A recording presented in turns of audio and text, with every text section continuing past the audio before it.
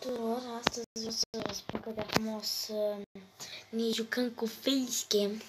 Bine, acum am făcut și un facecam așa mai la Caterinca, stați puțin, să-l pun în partea cealaltă, să-l mut. Și un facecam mai la Caterinca.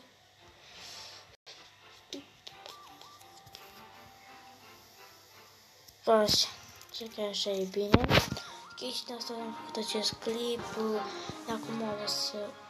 ok.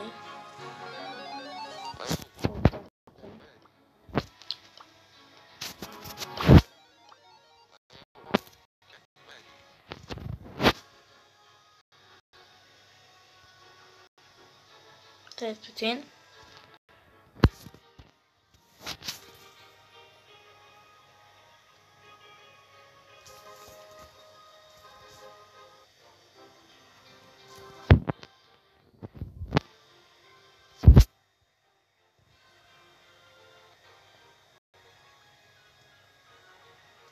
Bine, așa.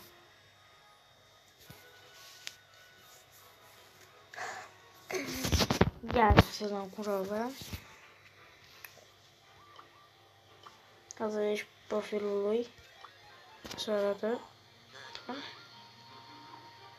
Ok, hai să jucăm un meci și închid pe clipul.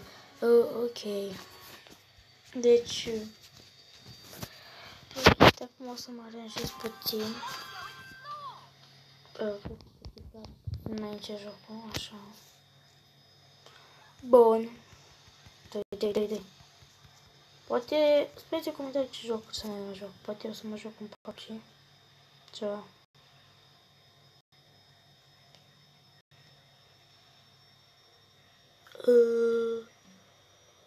Ok, stați puțin. Trebuia să întorc asta că nu puteam să joc. Să se vede degetul. Se vede degetul. Așa. Nu mai contează. Se vede degetul.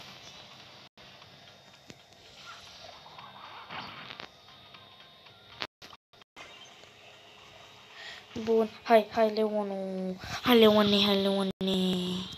Să-ți arăt cine băne. Leonul e mai pe acolo. Dacă turbo...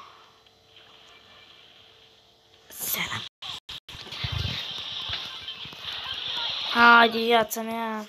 M-am jucat-o bine, da.